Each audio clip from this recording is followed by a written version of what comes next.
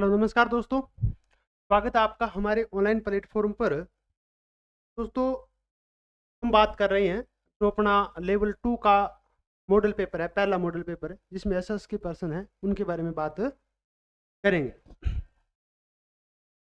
जो अपना पहला पर्सन है या अपने मॉडल का 81 नंबर पर्सन, निम्नलिखित में से किसका जैन धर्म ग्रंथ का उल्लेख नहीं है, या किसमें जैन ग्रंथ जो जैन धर्म ग्रंथ है उनका उल्लेख है वो नहीं मिलता है। तो अपने को दिया गया है अज्ञानवादी संप्रदाय। अज्ञानवादी संप्रदाय तो हम नास्तिक संप्रदाय के नाम से भी जानते हैं। नास्तिक संप्रदाय।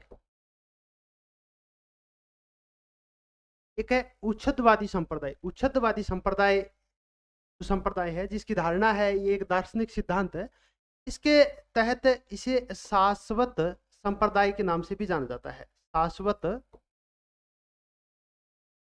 संप्रदाय।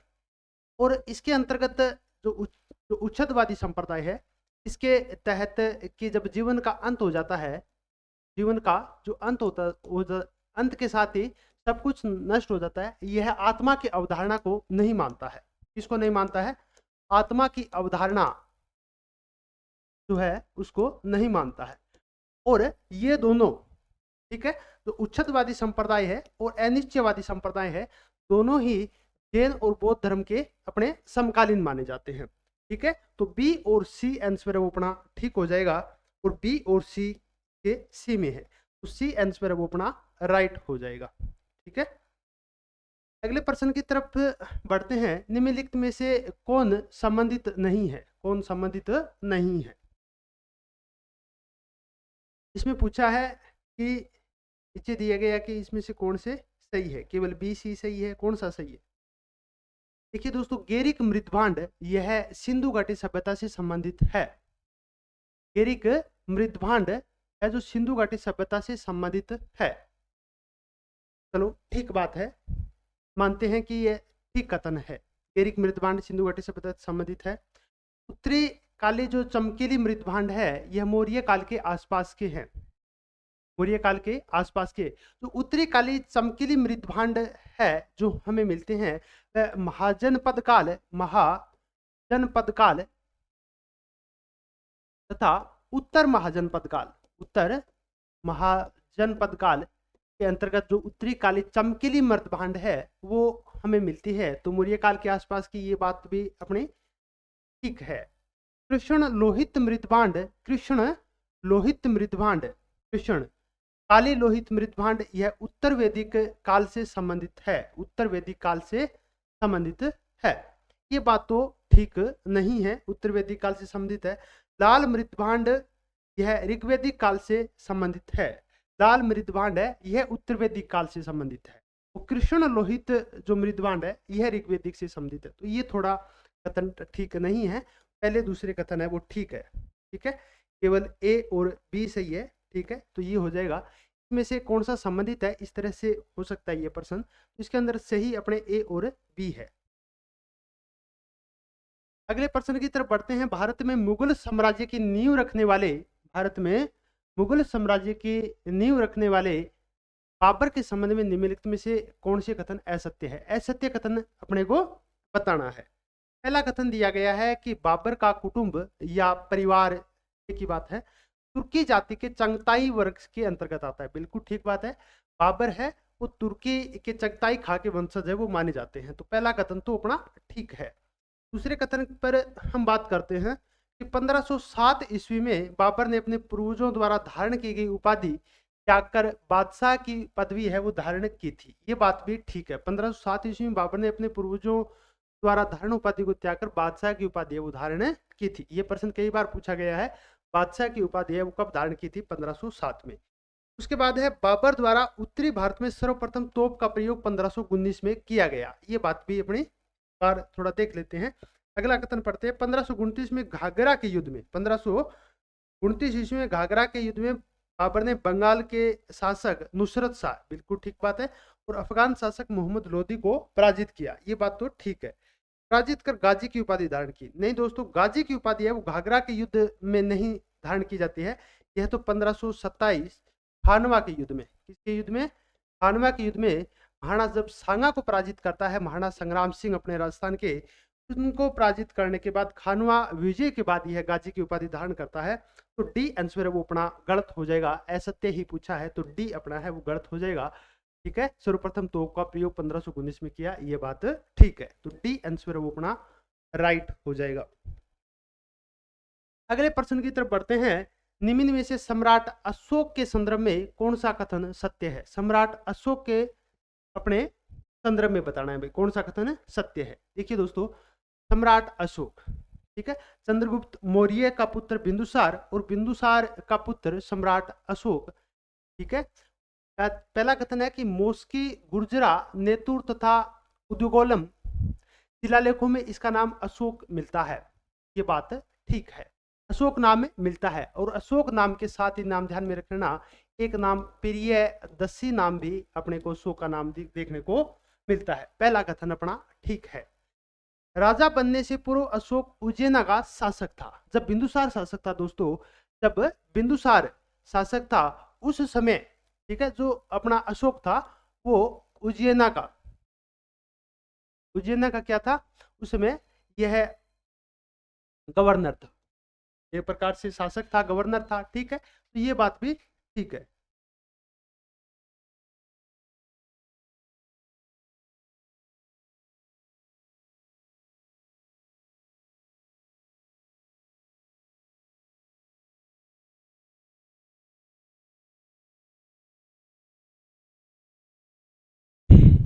हाँ जी, राजा बनने से पूर्व अशोक उज्जैन का शासक था, बिल्कुल ठीक बात है। बिंदुसार के समय उज्जैन का गवर्नर अशोक था। किले के अनुसार अशोक ने व्यापारिक कारणों से कलिंग पर आक्रमण किया था 261 ईसा पूर्व में, और इस युद्ध के बाद ही उन्होंने स्वीकार किया था। तो ये तो तीनों ही कथन अपने ठीक है। तो उपरोक्त सभी डी आंसर वो अपना ठीक हो जाएगा। डी आंसर वो अपना ठीक है हो जाएगा।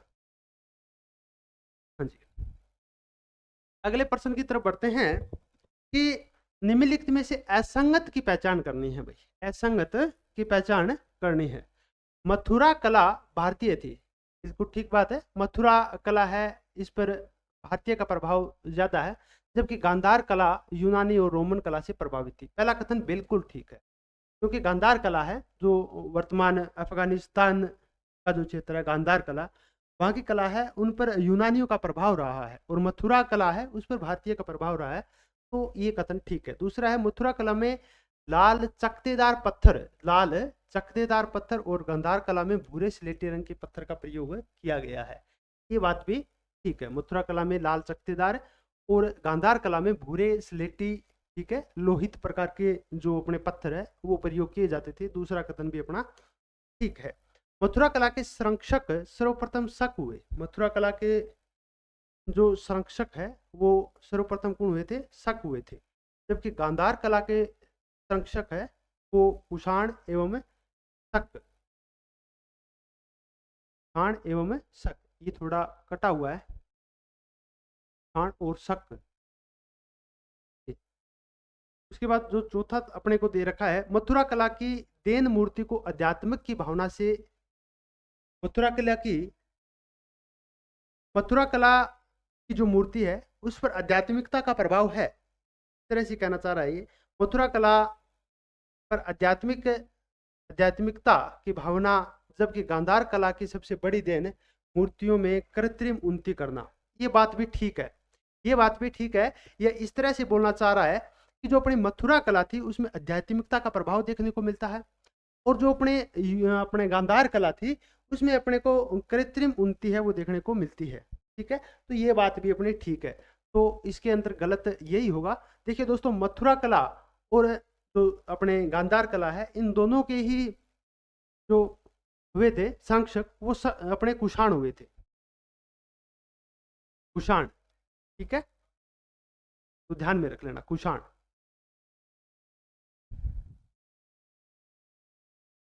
मथुरा कला के संरक्षक है वो अपने शक नहीं कुषाण हुए थे, कुषाण। ठीक है, और गांधार कला के कुषाण और शक दोनों थे, शक भी थे और कुषाण भी थे।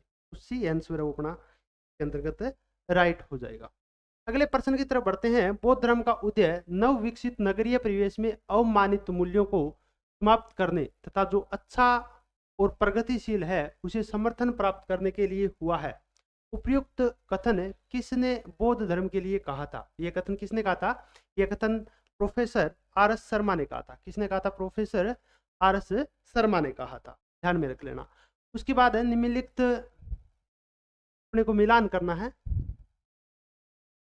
भारत किधर, इसके अलावा a bunch of old letters, a bunch of old letters, यह 1958 में प्रकाशित हुई थी। विश्व इतिहास की झलक 1939 और अमेरिका की यात्रा 1950 और भारत किधर, या यह जो है भारत की खोज नामक किताब थी तो 1933। तो 4 3 2 1 4 4 1 2 3 4 1 2 3 अपना डी आंसर है वो राइट हो जाएगा। डी आंसर है वो राइट हो जाएगा। अगले प्रश्न की तरफ बढ़ते हैं। औरंगजेब ने चिंतामणि मंदिर को तुड़वाकर कुवैत उल इस्लाम मस्जिद का निर्माण करवाया था। देखिए दोस्तों, जब अपने गुजरात का गवर्नर था औरंगजेब 1645 ईस्वी में, उस समय औरंगजेब द्वारा वहां चिंतामणि एक जैन मंदिर था। कौन सा मंदिर था? जैन मंदिर था। उस जैन मंदिर को तुड़वाकर वहां कुवैत उल इस्लाम मस्जिद का निर्माण करवाया था। पहला कथन ठीक है। कुतुबुद्दीन ऐबक ने दिल्ली में कुवैत उल इस्लाम मस्जिद का निर्माण करवाया था, ये बात भी ठीक है। तो कथन दोनों ही ठीक है, ए और बी अपना दोनों ही सही है। तो डी आंसर है वो अपना राइट हो जाएगा। अगले प्रश्न की तरफ बढ़ते हैं। हड़प्पा सभ्यता के बारे में असंगत कथन को छांटिए। हड़प्पा सभ्यता के बारे में असंगत जो कथन दिया गया है उसके बारे में अपने को बताना है। देखिए दोस्तों, जो मूर्ति पूजा का आरंभ सिंधु सभ्यता से ही माना जाता है। मूर्ति पूजा जो है उसका जो आरंभ है वो सिंधु सभ्यता से माना जाता है, क्योंकि यहाँ जो मातृ देवी की पूजा तथा शिव के रूप में शिव की पूजा है वो अपने को कुछ साक्ष्य है वो देखने को मिलते हैं। कथन ठीक है। हड़प्पा से स्त्री के गर्भ से निकलते हुए पौधे की मरण मूर्ति मिलती है, ये तो बिल्कुल ठीक है। हड़प्पा सभ्यता के किसी भी स्थल से मंदिर के अवशेष नहीं मिले हैं, ये बात भी ठीक है। हड़प्पा सभ्यता के किसी भी स्थल से मंदिर के अवशेष है वो अपने को नहीं देखने को मिलते हैं। बलूचिस्तान में नहरों के अवशेष है वो तो अपने को नहीं देखने को मिलते हैं। और सोरतगुई से गवरबंद के साक्ष्य देखने को मिलते हैं। देखिए जो तो बलूचिस्तान से हमें गवरबंद और नहर है वो सोरतगुई से देखने को मिलते हैं। ये दोनों उल्टा दे दिया है अपने को, तो डी आंसर है वो अपना सही हो जाएगा। असंगत कथन इसके अंतर्गत डी है। चलिए बढ़ते हैं अगले प्रश्न की तरफ कि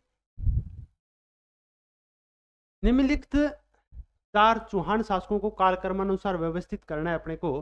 तो इसके अंतर्गत सर्वप्रथम जो शासक बने थे वो बने थे विग्रहराज चतुर्थ। ठीक है, कौन बने थे?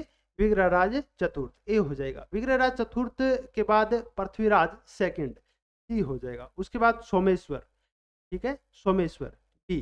और उसके बाद पृथ्वीराज तृतीय या पृथ्वीराज चौहान के नाम से जानते हैं तो डी। ए सी बी डी, ए सी बी और डी, डी आंसर है वो अपना राइट हो जाएगा।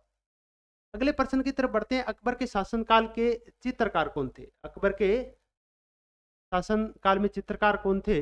मीर सैयद अली था, दसवंत था, बसावन था, ठीक है,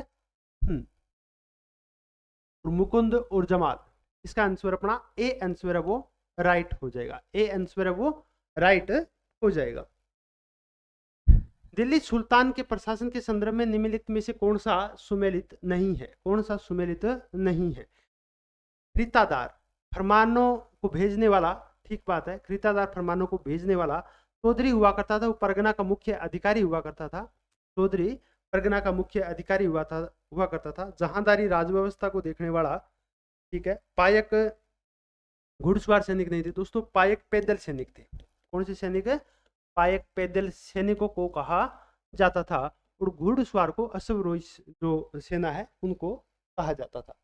पायक पैदल सैनिकों को कहा जाता था। तो डी आंसर है वो अपना ठीक नहीं है। डी आंसर अपना राइट हो जाएगा।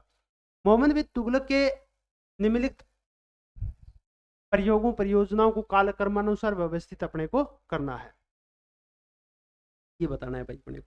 देखिए दोस्तों, सर्वप्रथम जो इनका राजधानी जो अभियान था मोहम्मद बिन तुगलक का, वो 1327। ठीक। राजधानी अभियान के बाद उसका जो सांकेतिक मुद्रा का अभियान चलाया उन्होंने, अपने मुद्रा सांकेतिक मुद्रा का प्रचलन किया, जो अंतिम रूप से असफल ही रही थी। ठीक है, एक प्रकार से सफल नहीं रही थी।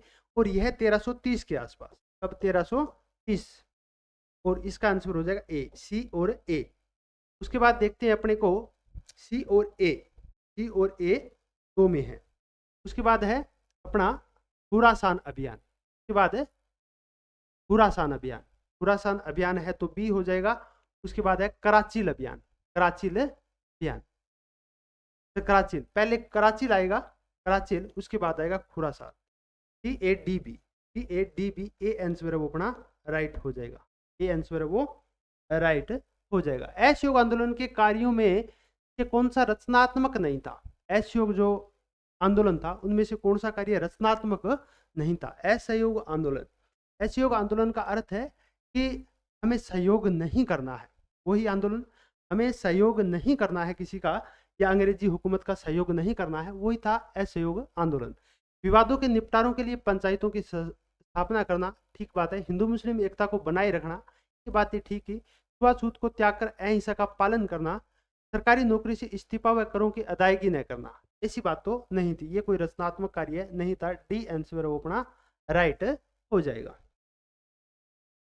मौर्य काल के किस शहर के बारे में मेगस्थनीज ने, मौर्य काल के किस शहर के बारे में सबसे बड़ा नगर जिसकी लंबाई लगभग 80 स्टेडिया तथा चौड़ाई 15 स्टेडिया तथा इसके चारों ओर एक खाई बनी हुई जो लगभग 6 प्लेथा चौड़ी तथा 30 हाथ गहरी, निम्नलिखित में से सही उत्तर का चुनाव अपने को करना है। कौन सा शहर था? इसका नाम था पालीप्रोथा। देखिए दोस्तों, जो अपना पाटलिपुत्र था, जो आधुनिक हम पटना के नाम से जानते हैं, पाटलिपुत्र, पाटलिपुत्र, पाटलिपुत्र को राजधानी किसने बनाया था? उदयना ने बनाया था। ठीक है, और पाटलिपुत्र का यूनानी ग्रंथों में जो उल्लेख मिलता है वो हमें पोलीप्रोथा के नाम से मिलता है। किस नाम से मिलता है? पोलीप्रोथा के नाम से मिलता है। तो ए आंसर वो अपना राइट हो जाएगा। अगले प्रश्न की तरफ बढ़ते हैं। प्राचीन राजस्थान में मालवों की शक्ति का केंद्र किसके आसपास केंद्रित था? प्राचीन राजस्थान में जो मालवों की शक्ति का केंद्र था, प्राचीन राजस्थान में जैसे सीवी जनजाति है, मालव जनजाति है, सूरसेन जनजाति है, ये पंजाब के कुछ भाग में रहा करती थी। उसके बाद जब पंजाब क्षेत्र पर बाहरी आक्रमण हुए तो यह वहाँ जो जातियां थी वहां से आकर के ये अपने राजस्थान के क्षेत्र में बस गई थी, जिसमें सीवी जाति भी थी, तो हम एक सीवी जनपद के नाम से उसे जानते हैं। तो ये पूछा है मालवों की शक्ति का जो केंद्र था वो कौन सा था? वो टोंक के आसपास का था। किसके आसपास का? टोंक के आसपास का जयपुर का क्षेत्र था। इसके अंदर टोंक है नहीं, तो अपना आंसर जयपुर हो जाएगा। डी आंसर जयपुर है, वो राइट हो जाएगा। आगे बढ़ते हैं। भारत शासन अधिनियम 1935 के अनुसार, भारत शासन अधिनियम में 1935 के अनुसार प्रस्तावित संघीय विधायिका के उच्च सदन का क्या नाम था? देखिए दोस्तों, जब भारत शासन अधिनियम 1935 आया, इसके तहत कुछ परिवर्तन किए गए। परिवर्तन किया गया कि कुछ प्रांतों में द्विवेद, अपने जो प्रांतों में द्विसदनीय व्यवस्था लागू की गई थी। कितने प्रांतों में? 6 प्रांतों में अपने द्विसदनीय व्यवस्था, द्विसदनीय व्यवस्था की गई।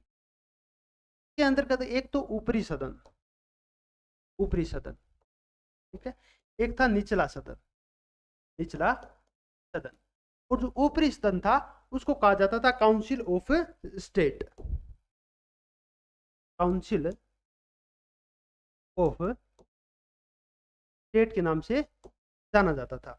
और जो निचला जो सदन था उसे लेजिस्लेटिव असेंबली के नाम से जाना जाता था। और केंद्र में क्या कर दिया गया 1935 के भारत शासन अधिनियम के द्वारा? केंद्र में द्विवेद शासन लगा दिया गया। पहले प्रांतों में द्विवेद शासन था, तो 1935 भारत शासन अधिनियम के द्वारा प्रांतों में द्विवेद शासन को हटा करके केंद्र में द्विवेद शासन लगा दिया गया, और अपने प्रांतों में जो द्विसदनीय व्यवस्था है वो लागू की गई थी। तो इसका आंसर बी आंसर है वो अपना राइट हो जाएगा। उच्चतम न्यायालय ने प्रवासी पंचायत निर्धारण अधिनियम 1983 को संविधान के किस अनुच्छेद के अंतर्गत केंद्र के पावन कर्तव्य के उल्लंघन पर असंवैधानिक घोषित किया था? कौन से अनुच्छेद के तहत असंवैधानिक घोषित किया गया था, यह हमसे पूछा है। देखिए दोस्तों, जो प्रवासी पंचाट निर्धारण अधिनियम 1983 है, सबसे पहले तो इसके बारे में अपने को पता होना चाहिए। यह जो प्रवासी पंचाट निर्धारण अधिनियम 1983 था, इसके तहत जो प्रवासी भारतीय थे उनके संरक्षण से संबंधित नियम कानून कायदे है वो इसके अंतर्गत बनाए गए थे। लेकिन जो कुछ विदेशी थे जो भारत में आकर अपना रहना चाहते थे, तो उससे संबंधित उनसे संबंधित जो सुरक्षा से संबंधित जो खतरा होने के कारण ये अनुच्छेद 355 के तहत अवैध घोषित किया गया था। 355 में यह नियम बनाया गया है। यह जो अनुच्छेद 355 है वो हमें यह बताता है कि सरकार को या राज्य को या सरकार को देश की बाहरी आक्रमण तथा आंतरिक अशांति से रक्षा करे। देश की बाहरी आक्रमण और आंतरिक अशांति से रक्षा करे, अनुच्छेद 355 है। इस तरह से बातें इसके अंतर्गत की गई है। ध्यान में रखना, ए आंसर अपना राइट हो जाएगा। भारतीय संविधान की प्रस्तावना में उदारता, समानता और भाईचारा के आदर्श प्रतिष्ठापित है। इसकी प्रेरणा मुख्यतः किससे मिलती है? देखिए दोस्तों, जो उदारता, समानता और भाईचारा है, बंधुत्व है, वो हमें फ्रांसीसी क्रांति से देखने को मिलती है। ठीक है, जो ये आदर्श वाक्य है वो फ्रांसीसी क्रांति से अपने लिए गए हैं या फ्रांसीसी क्रांति से प्रभावित है। और रशियन क्रांति है वो तो हमें न्याय की व्यवस्था बताता है। न्याय की अवधारणा है वो ली गई है, जिसके तहत अपने को राजनीतिक,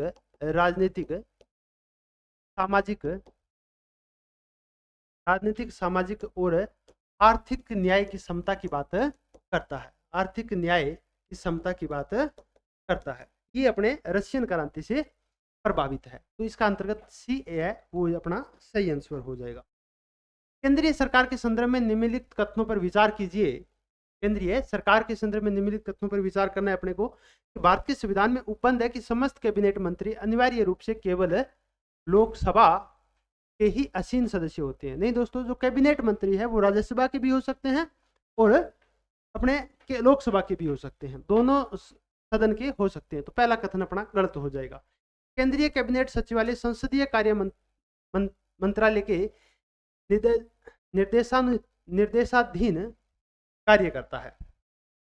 निर्देशाधीन कार्य करता है। केंद्रीय कैबिनेट सचिवालय संसदीय कार्य नहीं दोस्तों, संसदीय कार्य मंत्रालय के निर्देशाधीन कार्य नहीं करता है।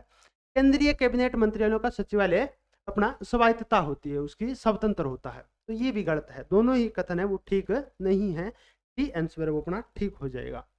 केंद्र और राज्य की व्यवस्थापिकाओं के लिए मतदान की न्यूनतम उम्र की सीमा 21 वर्ष से घटाकर 18 वर्ष की गई थी। कब की गई थी? कौन सा संविधान संशोधन था? 61वां संविधान संशोधन 1989 में यह व्यवस्था की गई थी कि जो मतदान की उम्र है वो 21 वर्ष से घटाकर न्यूनतम उम्र है वो 18 वर्ष की गई थी। ठीक है, ये ध्यान में रखना है। डी आंसर वो अपना राइट हो जाएगा। तो 65वां संविधान संशोधन है वो अनुसूचित जाति और जनजाति के लिए उनके आयोग, बहुसदस्यीय आयोग के लिए परिभाषित है। तो इसका अंतर जो है वो सी भी ध्यान में रखना, ये थोड़ा महत्वपूर्ण है। 61वां भी ठीक है। उसके बाद बढ़ते हैं आगे। निम्नलिखित वक्तव्यों पर ध्यान दीजिए। किसी को राष्ट्रगीत गाने के लिए बाध्य नहीं किया जा सकता क्योंकि इसके वाक स्वतंत्रता और अभिव्यक्ति के अधिकार का उल्लंघन होगा। इससे अंतःकरण और धर्म के अबाध रूप से आचरण और प्रचार करने की स्वतंत्रता के अधिकार का उल्लंघन होगा। राष्ट्रीय गीत गाने के लिए किसी को बाध्य करने वाला कोई विधिक उपबंध नहीं है। देखिए दोस्तों, राष्ट्र जो अपना गान है उससे संबंधित जब सुप्रीम कोर्ट द्वारा जो कुछ नहीं गाने वाले थे उनको लेकर सुप्रीम कोर्ट द्वारा कुछ निर्णय दिए गए थे, वो इसी से संबंधित थे कि स्वतंत्रता और जो अभिव्यक्ति के जो अधिकार है उनका, उसका उल्लंघन होगा। और जो अपना अंतःकरण की और जो धर्म के अबाध रूप से आचरण और प्रचार करने की स्वतंत्रता है उसका भी उल्लंघन होगा। ठीक है, और ऐसा कोई अपना कोई विधिक उपबंध भी नहीं किया गया है जो राष्ट्रगान गाने के लिए किसी को बाधित करता हो। तीनों ही कथन अपने ठीक हो जाएंगे। 1, 2 और 3 तीनों ही कथन है वो ठीक हो जाएंगे। मौलिक कर्तव्यों से संबंधित निम्नलिखित में से कौन सा कथन है सही नहीं है? मौलिक कर्तव्यों से संबंधित कौन सा कथन है सही नहीं है? मौलिक कर्तव्यों से संबंधित बताना है अपने को। मौलिक कर्तव्य अपने को 51 ए, ठीक है। उन्हें परमादेश द्वारा प्रभावी बनाया जा सकता है। परमादेश द्वारा प्रभावित नहीं बनाया जा सकता दोस्तों। परमादेश द्वारा कथन सही नहीं है, पहला ही सही नहीं है। उन्हें परमादेश द्वारा मौलिक कर्तव्यों को प्रभावी नहीं बनाया जा सकता, ये तो एक मौलिक कर्तव्य है, ठीक है। परमादेश जो आदेश होता है वो जो उच्चतम न्यायालय होते हैं वो अपने अधीनस्थ न्यायालयों से, ठीक है, अपने आदेश करवाते हैं, तो उनको परमादेश कहा जाता था। परमादेश के द्वारा उनको प्रभावी नहीं बनाया जा सकता। उन्हें संवैधानिक प्रक्रिया से नहीं, संवैधानिक प्रक्रिया से ही बढ़ाया जा सकता है। अस्पष्ट विधियों की व्याख्या करने के लिए इनका उपयोग नहीं किया जा सकता, ठीक बात है। किसी विशिष्ट कर्तव्य का पालन करना संवैधानिक कानून के क्षेत्र में आता है, ठीक बात है। निम्नलिखित में से कौन एक राज्य के नीति निर्देशक सिद्धांतों में सम्मिलित है? कौन एक राज्य के नीति निर्देशक सिद्धांतों में सम्मिलित है? राज्य देश के पर्यावरण के संरक्षण तथा सर्वान का प्रयास करेगा, संरक्षण तथा संवर्धन का प्रयास करेगा। ये नीति निर्देशक तत्वों में नहीं है दोस्तों, ये मौलिक कर्तव्यों में है। कहां पर है? मौलिक कर्तव्यों में। ए नहीं होगा, ए नहीं होगा, ए आंसर अपना राइट हो जाएगा। राज्य किसी भी व्यक्ति को कानून के समक्ष समता से मना नहीं करेगा, यह नीति निर्देशक तत्वों में है। राज्य किसी भी व्यक्ति को उसके धर्म, कुल, जाति, लिंग अथवा जन्म स्थान के आधार पर प्रभेद वो नहीं करेगा, ये बात भी ठीक है। अस्पृश्यता का प्रवर्तन, ये बात भी ठीक है। तो ए आंसर अपना राइट हो जाएगा।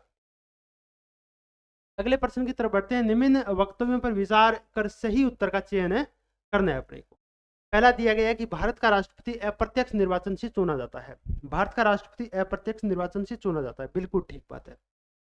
देखिए दोस्तों, चुनाव प्रणाली दो प्रकार की होती है, प्रत्यक्ष और अप्रत्यक्ष। प्रत्यक्ष जब जनता या मतदाता द्वारा सीधा किसी का चुनाव किया जाता है उसे प्रत्यक्ष मतदान कहते हैं।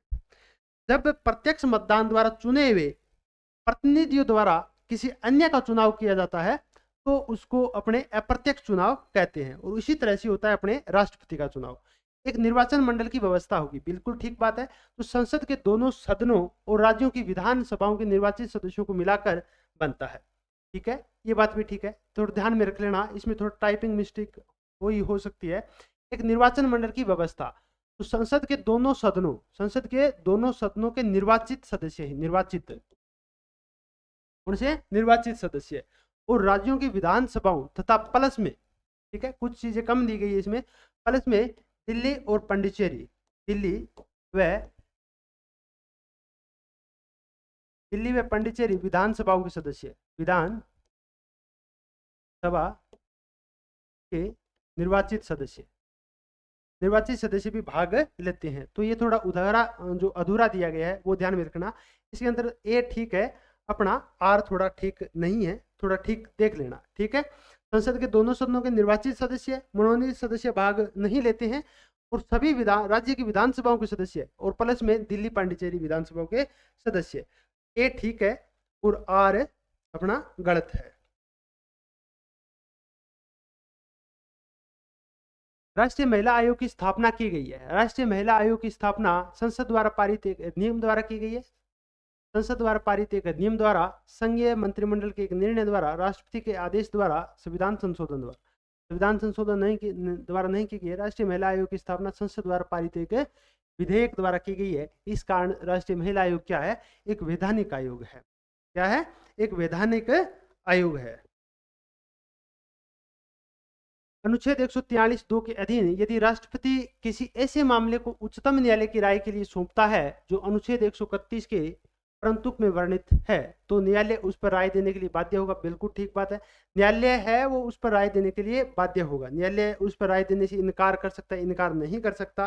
राष्ट्रपति उस पर राय को मानने के लिए बाध्य होगा।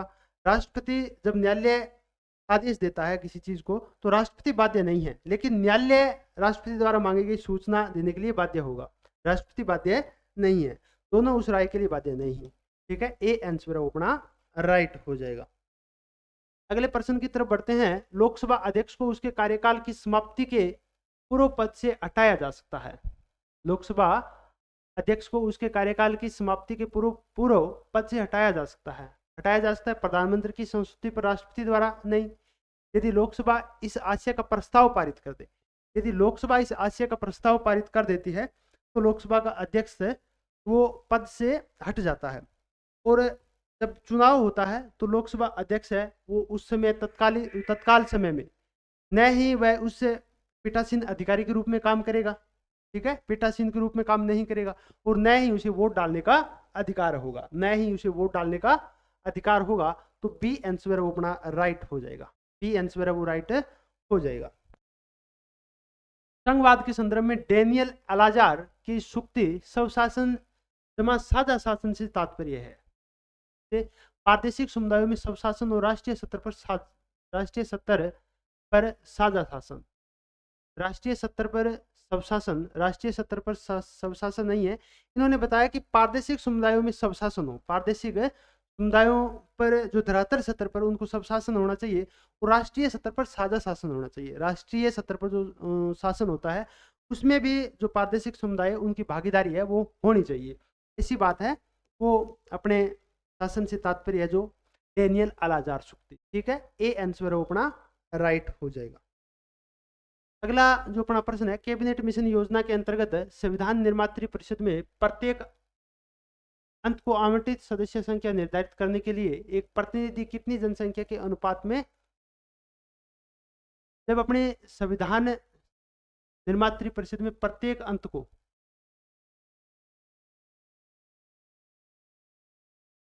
ये थोड़ा टाइपिंग मिस्टेक है, ये इस तरह से बोल रहा है, जब संविधान सभा सदस्यों का चुनाव किया गया तो एक प्रतिनिधि के लिए कितनी जनसंख्या पर एक प्रतिनिधि का चुनाव किया गया था, इस तरह से है। तो इसका आंसर हो जाएगा 10 लाख व्यक्ति। कितना हो जाएगा? बी आंसर ठीक हो जाएगा, 10 लाख व्यक्ति है वो ठीक हो जाएगा। उसके बाद बढ़ते निम्नलिखित कथनों पर विचार करें भाई, निम्नलिखित कथनों पर विचार करना है। ज्योग्राफी के प्रश्न आ गए। पहला कथन दिया गया अपने को, जबलपुर का देशांतर इंदौर और भोपाल के मध्य है। जबलपुर का देशांतर है वो इंदौर और भोपाल के मध्य है। देखिए दोस्तों, जो अपना मध्य प्रदेश है, ठीक है, मध्य प्रदेश में इंदौर यहाँ पर है, ठीक है, भोपाल यहाँ पर है, भोपाल, और जबलपुर यहाँ पर है, ठीक है। तो ये बोल रहा है कि जबलपुर का देशांतर इंदौर और भोपाल के मध्य है, इंदौर और भोपाल के मध्य नहीं है। पहला अपना गलत हो गया, पहला गलत हो गया। उसके बाद है औरंगाबाद का अक्षांश, औरंगाबाद का जो अक्षांश है, औरंगाबाद का अक्षांश वो वडोदरा और पुणे के मध्य है। औरंगाबाद का अक्षांश है वडोदरा गुजरात में, पुणे और औरंगाबाद का अक्षांश, बिल्कुल ठीक बात है, दूसरा ठीक है। बेंगलोर चेन्नई से अधिक दक्षिण की ओर है, ये बात ठीक है। जो बेंगलोर है वो 13 डिग्री 3 से स्टार्ट हो जाता है, और चेन्नई है वो लगभग 13 डिग्री 8 मिनट के आसपास स्टार्ट होता है। तो बेंगलोर पहले स्टार्ट हो जाता है, ये भी ठीक है। 2 और 3 बिल्कुल अपना राइट हो जाएगा, सी आंसर राइट हो जाएगा। निम्नलिखित में से अक्षांश के बारे में कौन से कथन सत्य है? अक्षांश के बारे में कौन से कथन सत्य है वो बताना है भाई। अक्षांश के साथ साथ वर्षा, तापमान और वनस्पति बदलती है, बिल्कुल ठीक बात है। जैसे अपने ये पृथ्वी है, ये भूमध्य रेखा है, अक्षांशीय रेखाएं हैं, अक्षांशीय रेखाओं के साथ साथ ताप, वायु, वनस्पति है वो बदलती रहती है, ठीक है, वायुमंडल है वो बदलता रहता है, क्योंकि सूर्य जो सापेक्षित होता है वो अक्षांशों के आधार पर ही होता है, ठीक है। इस कारण अपना पहला कथन तो ठीक है। उसके बाद अक्षांश के साथ साथ सबसे बड़े दिन और सबसे छोटे दिन के बीच का अंतर बढ़ जाता है। अक्षांश के साथ साथ सबसे बड़े दिन और छोटे दिन का अंतर बढ़ जाता है, बिल्कुल ठीक बात है। जैसे जैसे ऊपर जाएंगे तो दिन छोटे होते जाएंगे, ठीक है। जैसे अपना दक्षिणायन होगा, अगर सूर्य दक्षिणायन होगा, अगर हम ऊपर जा रहे हैं तो दिन छोटे होंगे, रातें बड़ी होंगी, ठीक है। और यहाँ पर क्या होगा, यहाँ पर दिन बड़े होंगे, रातें छोटी होंगी, ठीक है। तो ये भी अपना बात ठीक है। इंदिरा स्थल लगभग 6:45 अक्षांश पर स्थित है, इंदिरा स्थल पॉइंट है वो 6:45 स्थित है। तीनों ही कथन अपने ठीक है, तीनों ही कथन है, डी आंसर है वो अपना राइट हो जाएगा। 1934 ईस्वी में पूरे विश्व के समक्ष घाटी में एक नवीन सभ्यता की खोज की गई। घोषणा करने वाले भारतीय पुरातात्विक सर्वेक्षण के डायरेक्टर जनरल कौन थे? डायरेक्टर जनरल कौन थे 1934 ईस्वी में, बताइए।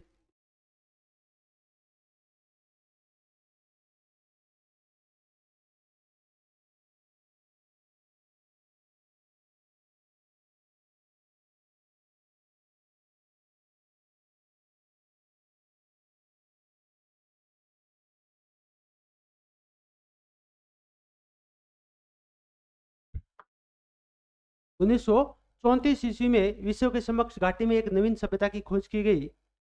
घोषणा करने वाले भारतीय पुरातत्व सर्वेक्षण के डायरेक्टर कौन थे? जॉन मार्शल थे। कौन थे? जॉन मार्शल थे। डी आंसर अपना राइट हो जाएगा।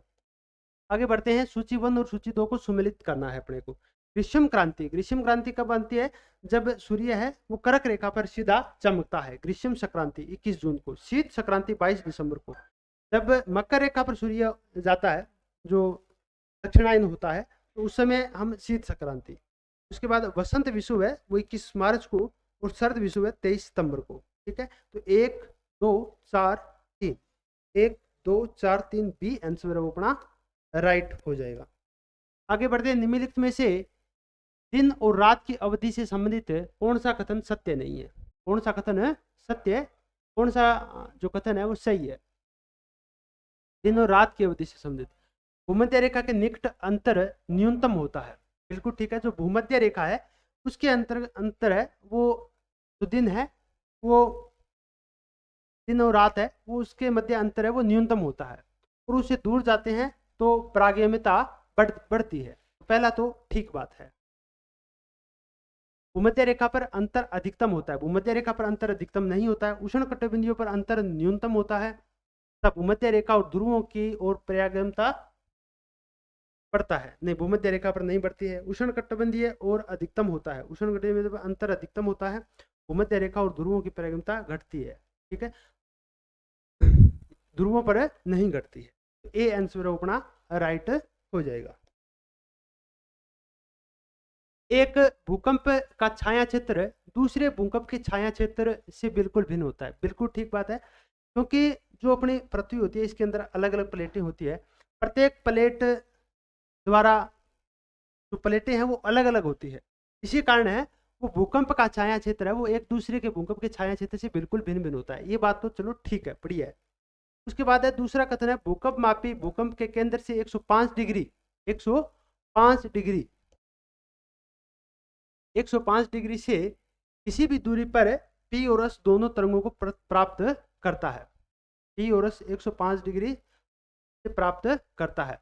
ये जो अपना कोण होता है ये लगभग 104 से 140 डिग्री के तक होता है। ठीक है, तो ये कथन ठीक नहीं है। तो इसका आंसर अपना ए ठीक है। ए और बी,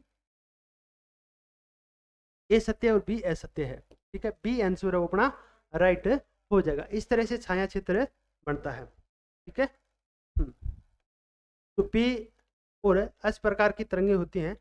तो ये तो ठोस द्रव गैस तीनों में चलती है, लेकिन ये द्रव में जो सेकंड वेव होती है वो द्रव में संचरित नहीं हो पाती है। महासागर की खाड़ी काट में तीव्र लवणता परिवर्तन के क्षेत्र के रूप में निम्नलिखित में से किसे जाना जाता है? जो तीव्र लवणता, जो अधिक लवणता क्षेत्र के रूप में निम्नलिखित में से किसे जाना जाता है? इसे हेलोक्लाइन कहते हैं। क्या कहते हैं? इसे हेलोक्लाइन कहते हैं। जब 300 मीटर से 1000 मीटर महासागरों में जो लवणता अधिक होती है तो वह समुद्र के घनत्व पर प्रभाव डालता है। ठीक है, तो इसको क्या कहते हैं? अपने हेलोक्लाइन कहते हैं। ये आंसर अपना राइट हो जाएगा। महाद्वीपों के अतिक्रमण के कारण पेंथालासा का आकार संकुचित हो गया। महाद्वीपों के अतिक्रमण के कारण पेंथालासा का आकार है वो संकुचित हो गया। पेंथालासा, ठीक है, उत्तरी पेंजिया और दक्षिण पेंजिया, बाकी इन सभी को हम पेंजिया के नाम से, पेंथालासा जो महासागरों के रूप में विकसित हुआ, संकुचित होकर जिससे कौन सा महासागर बना? पेंथालासा का सर्वाधिक जो भाग है वो तो प्रशांत महासागर है। कौन सा है? प्रशांत महासागर बना। कौन सा बना? प्रशांत महासागर। सी आंसर अपना राइट हो जाएगा। वायुमंडल में बढ़ती ऊंचाई के साथ साथ वायु के तापमान ह्रास ऊर्ध्वाधर ताप पर प्रवणता कहलाती है। ठीक बात है।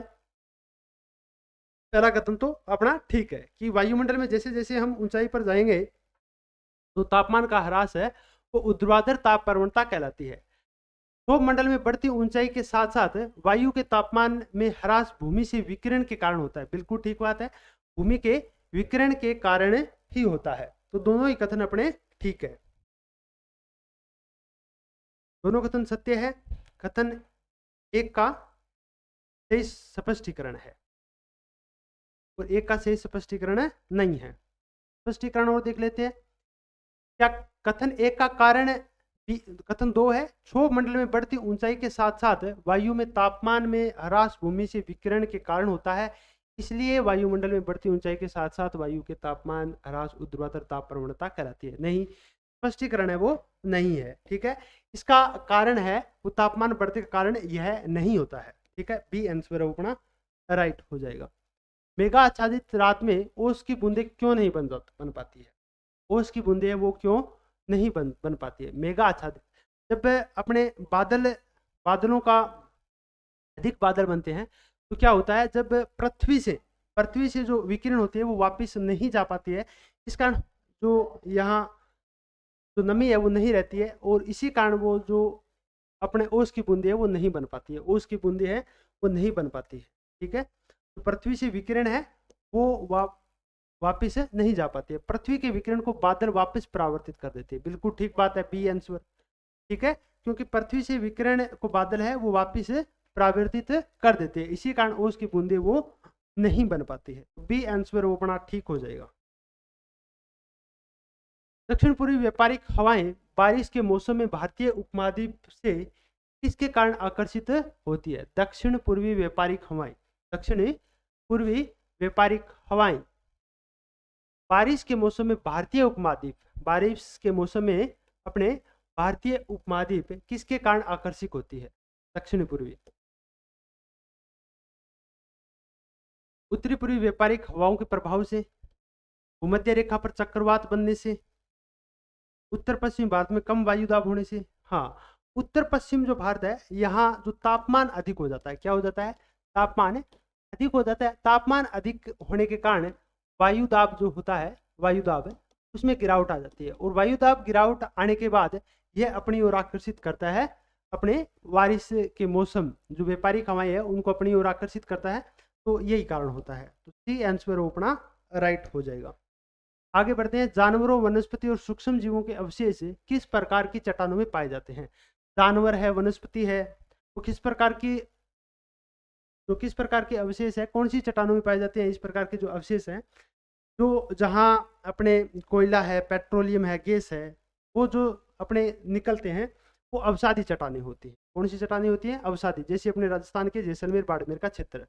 ठीक है, तो बी आंसर वो अपना ठीक हो जाएगा। निम्नलिखित में से कौन सी फसल खरीफ की नहीं है? कौन सी फसल है खरीफ की फसल नहीं है? मक्का खरीफ की है, सोयाबीन खरीफ की है, चावल खरीफ की है, गेहूं क्या है? गेहूं तो रबी की फसल है। गेहूं क्या है? रबी की फसल है। निम्नलिखित में से कौन सी मिश्रित खेती की प्रमुख विशेषता है? मिश्रित कृषि की, नकदी खाद नहीं है, 2 या 2 से अधिक। ठीक है, पशुपालन और कृषि, पशुपालन और जो कृषि उत्पादन को एक साथ करना, ये मिश्रित कृषि है। कौन सी कृषि है? मिश्रित कृषि। कृषि के कई प्रकार होते हैं। ठीक है, शुष्क कृषि है, मिश्रित कृषि है, इसके अलावा कुछ है जैसे मोनो कृषि है। ठीक है, द्वीप कृषि है, द्वीप कृषि। ठीक है, ये सभी अपने को फिर ध्यान में रखनी है। उसके बाद बढ़ते हैं। विचार पूंजी वस्तु और लोगों की विश्व के विभिन्न हिस्सों में आवाजाही में किस कारण हुई? हाँ, विचार पूंजी वस्तु लोगों की विश्व के विभिन्न हिस्सों में आवाजाही है वो किस कारण हुई थी? यह जो सबसे महत्वपूर्ण कारण था वो था प्रौद्योगिकी में उन्नति। डी आंसर वो ठीक हो जाएगा। प्रौद्योगिकी में उन्नति होने के कारण संचार के साधन बढ़े, लोग एक दूसरे से जुड़े और यही कारण था कि अपने विश्व के विभिन्न हिस्सों में आवाजाही है वो बढ़ी। डी आंसर वो ठीक हो जाएगा। सार्वजनिक और निजी क्षेत्र किस आधार पर विभाजित किए जाते हैं? सार्वजनिक और निजी क्षेत्र किस आधार पर? रोजगार की शर्तों के आधार पर, आर्थिक गतिविधियों के स्वभाव के आधार पर, उद्योगों के स्वामित्व के आधार पर। उद्योगों के स्वामित्व के आधार पर, उद्योगों के स्वामित्व के आधार पर ही हम निजी क्षेत्र और सार्वजनिक क्षेत्र के रूप में अपने आधार पर विभाजित करते हैं। तो सी आंसर है वो अपना राइट हो जाएगा। सुमेलित करना है अपने को। ठीक है, साफ्टा की स्थापना 2006 में होती है। नाफ्टा की स्थापना 1992 में होती है। आसियान की स्थापना 1967 में। यूरोपियन संघ की स्थापना 1993 में होती है। ठीक है, तो A B C D B answer है वो अपना राइट हो जाएगा।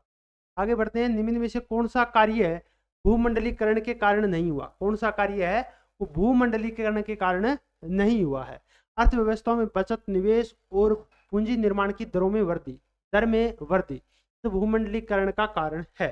कल्याणकारी राज्य की अवधारणा को बल मिला। कल्याणकारी राज्य की अवधारणा को जो बल है वो भूमंडली के कारण नहीं हुआ, ये तो ठीक बात है। और देख लेते हैं, संस्कृति के भूस्थानीयकरण की प्रवृत्ति बढ़ा है। संस्कृति के भूस्थानीयकरण की प्रवृत्ति बढ़ी है। प्रतिशतात्मक वातावरण का निर्माण हुआ है। ये सभी भूमंडलीकरण के कारण ही हुआ है, लेकिन बी आंसर है वो अपना ठीक हो जाएगा। इसके अंतर्गत बी आंसर है वो राइट हो जाएगा। गैट गैट और अंतर्राष्ट्रीय व्यापार संगठन डब्ल्यूटीओ के मध्य अंतर बताना है भाई अपने को। गैट का उद्देश्य है अंतर्राष्ट्रीय व्यापार की रुकावटों को कम करना। गैट का आयात प्रशुल्कों, मात्रात्मक प्रतिबंधों को समाप्त करना। गैट अंतर्राष्ट्रीय व्यापार को विनियमित करने की मात्र एक वैधानिक संस्था थी, ठीक है, जबकि डब्ल्यूटीओ अंतर्राष्ट्रीय व्यापार को विनियमित और प्रोत्साहन देने हेतु गठित एक स्थायी अंतर्राष्ट्रीय संस्था है। ठीक है, सी आंसर वो अपना ठीक हो जाएगा। सी आंसर वो ठीक हो जाएगा। आगे बढ़ते हैं। पर्यावरण संरक्षण कार्यक्रम, अनुसंधान, प्रशिक्षण, बाजार सूचना हेतु सहायता, ग्रामीण आधिकारिक संरचना के कुछ रूपों पर दी जाने वाली आर्थिक सहायता किससे संबंधित है? आर्थिक सहायता किससे संबंधित है? पर्यावरण संरक्षण कार्यक्रम जो अनुसंधान, प्रशिक्षण, बाजार सूचना हेतु सहायता, ग्रामीण आधिकारिक संरचना के कुछ रूपों पर दी जाने वाली आर्थिक सहायता है वो ग्रीन ब्रोक्स। ये आंसर अपना सही हो जाएगा, ग्रीन ब्रोक्स। राष्ट्रीय खाद्य सुरक्षा अधिनियम 2013 के अनुसार प्रति व्यक्ति प्रति माह 5 किलो अनाज किस दर से उपलब्ध कराया जाएगा? इसमें 2 रुपए किलो गेहूं मिलती है, 3 रुपए किलो चावल मिलता है, मोटा अनाज है वो 1 रुपए किलो मिलता है। सी आंसर वो ठीक हो जाएगा। उसके बाद राष्ट्रीय सैंपल सर्वेक्षण संगठन एनएसएसओ के वर्ष 2011-12 में 68वें दौर के अनुसार राजस्थान की सामान्य स्थिति के अनुसार बेरोजगारी दरों के संबंध में निम्न में से कौन से कथन सत्य है, कौन से कथन सही है, ये बताना है भाई।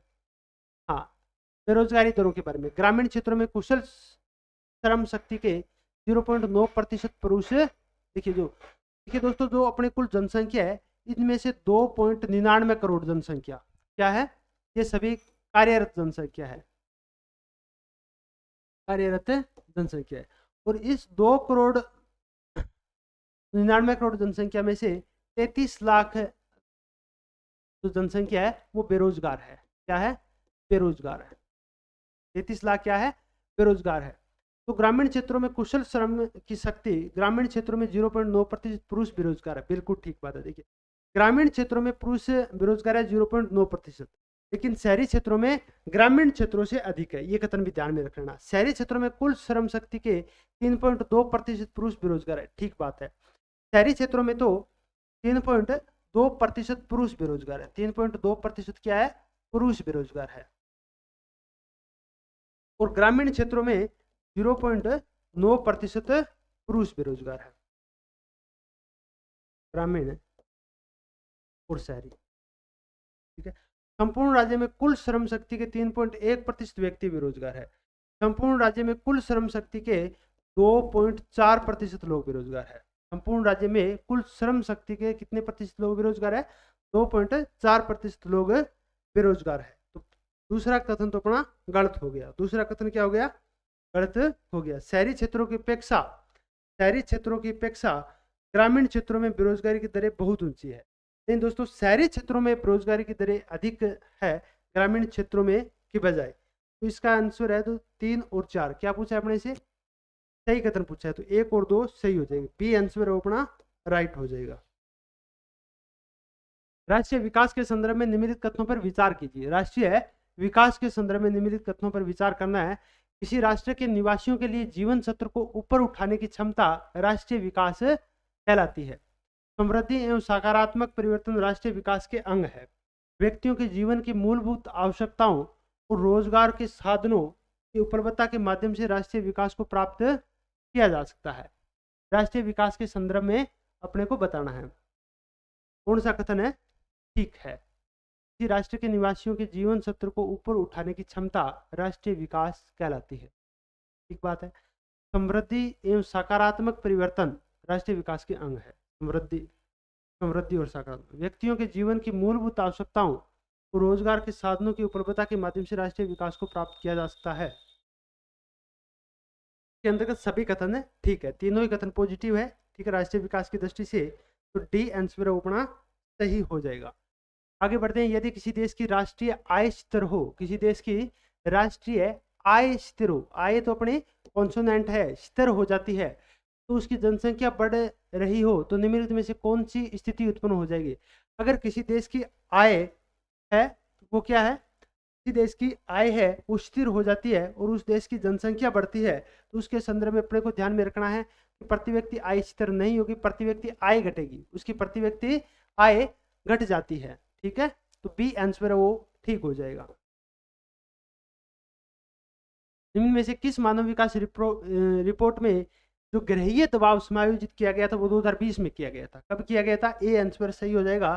जो ग्रहीय दबाव है वो अपने 2020 में किया गया था।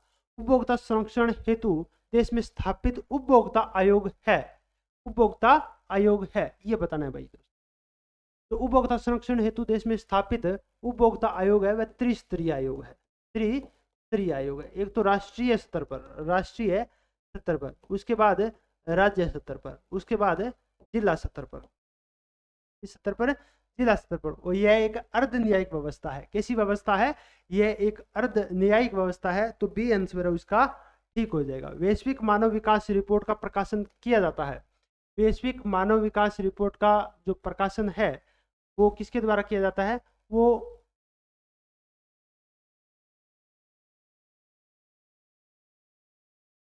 हाँ, वैश्विक मानव विकास रिपोर्ट का जो प्रकाशन है वो किसके द्वारा किया जाता है? यूनिसेफ द्वारा किया जाता है। किसके द्वारा किया जाता है? यूनिसेफ द्वारा किया जाता है। ए आंसर है वो इसका सही हो जाएगा। उत्पाद विधि में राष्ट्रीय आय होती है, जो नेट इनकम होती है वो नेट नेशनल प्रोडक्ट, ठीक है, तो डी आंसर है वो इसका सही हो जाएगा। राष्ट्रीय आय होती है वो एनएनपी, ठीक है।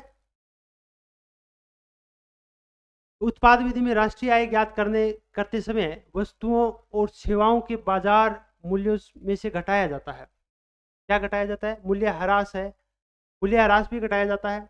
उत्पाद विधि से राष्ट्रीय आय ज्ञात करते समय वस्तुओं और सेवाओं के बाजार मूल्य में से क्या घटाया जाता है? मूल्य ह्रास भी घटाया जाता है, मध्यवर्ती उपभोग के मूल्य भी घटाया जाता है, अप्रत्यक्ष कर भी घटाया जाता है। तो चारों डी आंसर है वो इसका सही हो जाएगा। डी आंसर है वो राइट हो जाएगा। आगे बढ़ते हैं। निम्नलिखित में से असत्य कथन है, निम्नलिखित में से असत्य कथन है, ये बताना है भाई कौन सा कथन है वो असत्य है। जब हम प्राकृतिक संसाधनों का उपयोग करके किसी वस्तु का उत्पादन करते हैं तो इसे प्राथमिक क्षेत्र की गतिविधियां कहा जाता है। जब हम प्राकृतिक संसाधनों का उपयोग करके किसी वस्तु का उत्पादन करते हैं तो इसे प्राथमिक क्षेत्र की गतिविधि कहा जाता है। चलो ठीक बात है ये। उसके बाद है जब प्राकृतिक उत्पादों को विनिर्माण प्रणाली के जरिए अन्य रूपों में परिवर्तित किया जाता है तो उसे तृतीयक क्षेत्र कहा जाता है, तृतीयक क्षेत्र कहा जाता है। ये बात ठीक नहीं है। द्वितीयक क्षेत्र कर्म से संवर्धित विभिन्न प्रकार के उद्योगों से जुड़ा हुआ है, इसलिए औद्योगिक क्षेत्र भी कहा जाता है। ये बात है ठीक है। तृतीयक क्षेत्र की गतिविधियां प्राथमिक द्वितीयक क्षेत्र के विकास में मदद करती है, ये बात भी ठीक है।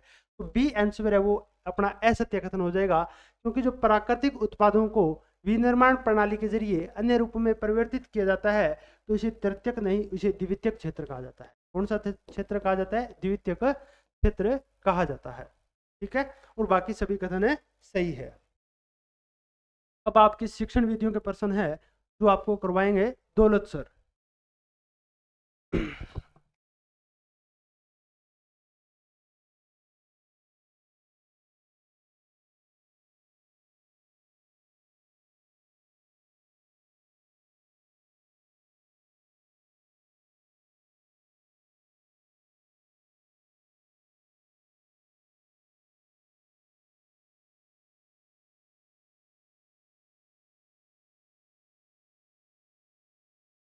नमस्कार साथियों, सभी का स्वागत अभिनंदन है।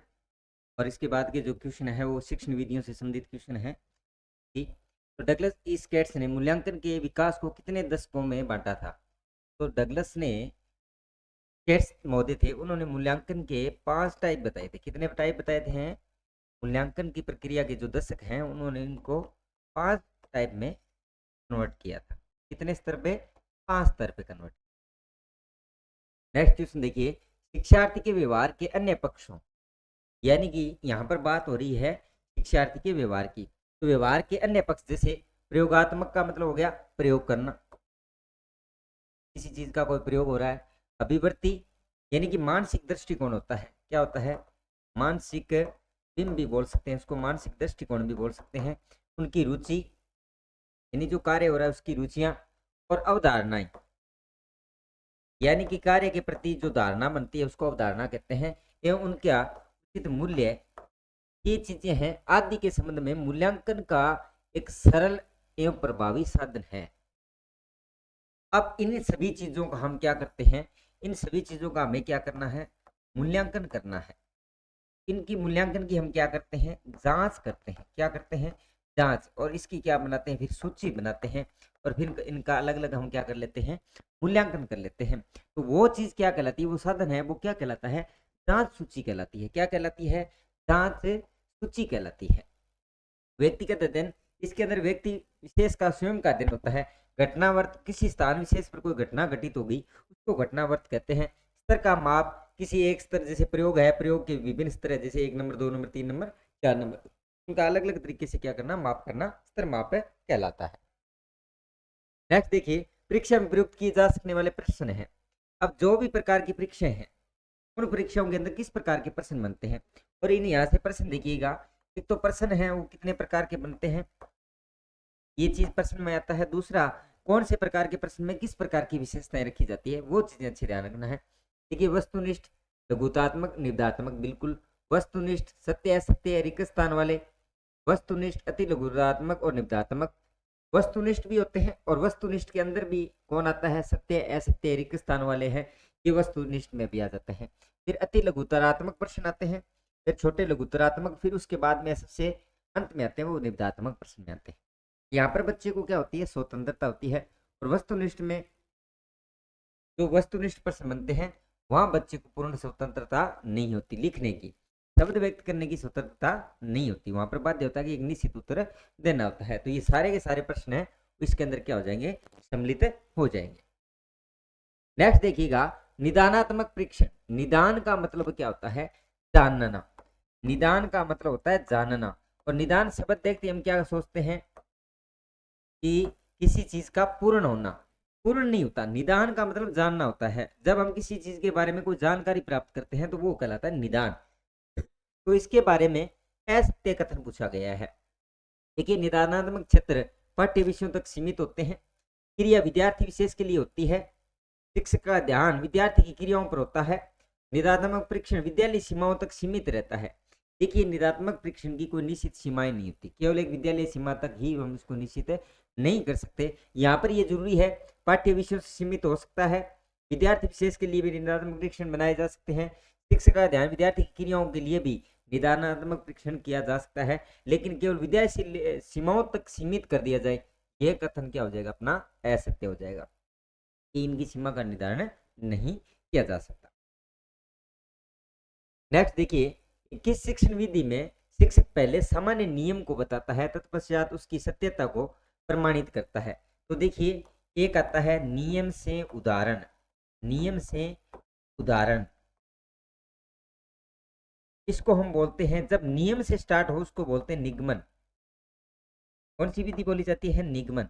और इसके जस्ट उल्टा होता है, यदि किसी चीज को हम उदाहरण से शुरू करें और फिर उसकी सत्यता और फिर उसका क्या बनाए? नियम बनाए, तो उसको हम बोलते हैं आगमन विधि। क्या बोला जाता है?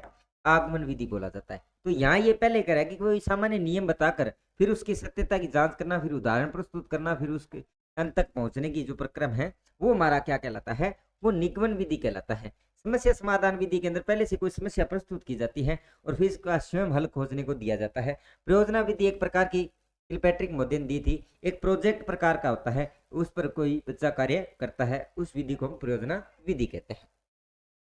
नेक्स्ट देखिए, कक्षा कक्ष में विद्यार्थियों के अधिगम का उच्च स्तर बनाए रखने के लिए आवश्यक है कि, यानी कि कक्षा के अंदर विद्यार्थियों के अधिगम का स्तर है वो क्या करना है? आपको अधिगम का स्तर उच्च करना है। अधिगम का जो स्तर है वो आपको कैसा रखना है, हाई यानी उच्च रखना है। उसके लिए हमें क्या करना पड़ेगा, देखिएगा कक्ष में शिक्षार्थियों को अधिकाधिक अनौपचारिक अंत्यक्रिया के अवसर प्रदान किए जाए, बिल्कुल सही बात है। शिक्षार्थियों के श्रुत लेख लिखवाया जाए, कक्ष में गृह कार्य करने को कहा जाए, ये सारी चीजें हैं वो अधिगम की जांच के लिए सही है। तो उपरोक्त सभी इसके राइट हो जाएंगे। देखिए सामाजिकृत अभिव्यक्ति, सामाजिकृत अभिव्यक्ति एक प्रकार का सामाजिकरण होता है, एक प्रकार का क्या है, सामाजिकरण की प्रक्रिया कहलाती है। यह किसने कहा, इसके बारे में एक परिभाषा दी गई है। क्या परिभाषा दी गई, एक ऐसी क्रिया है जिसमें शिक्षक कालांश को कक्षा या छात्रों द्वारा चुनी गई समिति को सौंप देता है तथा कक्षा कार्य से अपने को पूर्णतः पृथक कर लेता है, सामाजिकृत अभिव्यक्ति पद्धति की प्रयोजना है। और ये बात किसने कही थी, ये बात किसने कही थी, तो ये बात कही थी बाइंडिंग एंड बाइंडिंग मोदे ने, बाइंडिंग और बाइंडिंग मोदे ने ये परिभाषा दी थी सामाजिकरण की। नेक्स्ट देखिए, समस्या समाधान विधि में अधिक महत्व दिया जाता है, किस चीज को अधिक महत्व दिया जाता है।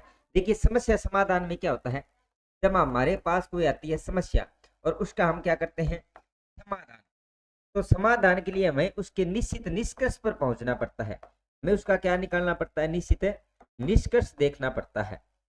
सबसे महत्वपूर्ण है निष्कर्ष। यहाँ पर देखिए मूल्यांकन भी है, प्राकृतिक निष्कर्ष भी है, मानसिक निष्कर्ष है, लेकिन तार्किक निष्कर्ष उचित तर्क के साथ, यानी कि बिना तर्क के क्या नहीं कर सकते, समस्या का समाधान नहीं हो सकता, उचित तार्किक निष्कर्ष होना जरूरी है। तो तार्किक निष्कर्षों को महत्व दिया जाता है। नेक्स्ट देखिए, निम्न शब्द किसके हैं, अनुदेशनात्मक तकनीकी, एक अनुदेशनात्मक तकनीकी होती है, उसके अंदर लिखा है मानव और अमानवीय साधनों का अनुदेशन में एक प्रकार का प्रयोग है। ये नया अनुदेशन हम कर रहे हैं तो उसमें एक प्रकार का प्रयोग है, मानव अधिगम एवं संप्रेषण को प्रभावी बनाने हेतु किए गए शोध के आधार पर शिक्षण एवं अधिगम के विशिष्ट उद्देश्यों को प्राप्त करने के लिए अपनाई गई शिक्षण अधिगम की संपूर्ण वह प्रक्रिया जिसमें क्रमबद्ध नियोजन प्रक्रिया एवं मूल्यांकन निहित होता है, यानी उसको एक निश्चित क्रम के साथ नियोजित करते हुए उसका निश्चित क्या किया जाता है, मूल्यांकन कर लिया जाता है। और निश्चित मूल्यांकन कौन कर रहे हैं, म्यूरिन मोदे ने ये बात कही थी, किसने कहा था, म्यूरिन मोदे ने ये बात कही थी। इसका राइट आ जाएगा SM मैक म्यूरिन मोदे।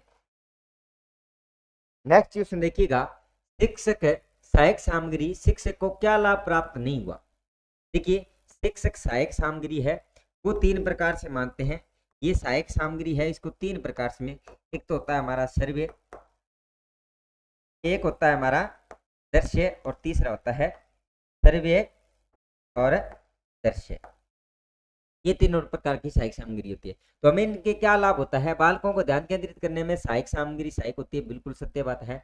बालक चलचित्रों को देखते हैं तो शिक्षक को पढ़ाना नहीं पड़ता, ये बात नहीं है, ये बात गलत हो जाएगी। लेकिन अगली वाली बात देखते हैं, इन उपकरणों की सहायता से शिक्षक अधिक संख्या से छात्रों की संख्याओं का समाधान एक साथ कर सकते हैं, बिल्कुल सही बात है। विस्तृत पाठ्यक्रम को थोड़े समय में पढ़ा देने में उपकरण सहायक है, ये बात भी क्या है, सत्य है। लेकिन यहाँ देखिए केवल शिक्षक सामग्री का कोई चलचित्र चढ़ा दिया दिखाया जाए और शिक्षक को ये पढ़ाने में आसान कर दे, ये कथन असत्य हो जाएगा। तो ये बात है, 2 नंबर ऑप्शन है इसका राइट हो जाएगा। ठीक है साथियों, तो मिलते हैं एक नए वीडियो सॉल्यूशन के साथ, तब तक के लिए धन्यवाद।